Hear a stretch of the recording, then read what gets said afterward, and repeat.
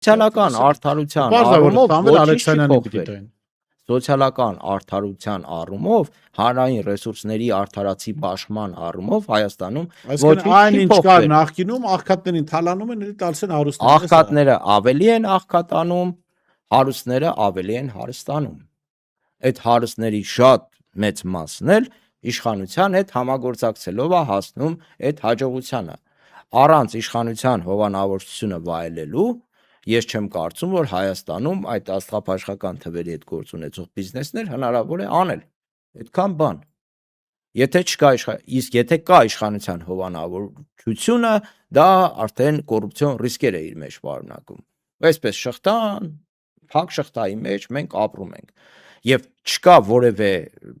իշխանության կողմից ցանկությունը անգամ ցանկություն այդ շղթայից դուրս գալու, իրենց խոստացած սոցիալական արդարությունը հաստատելու։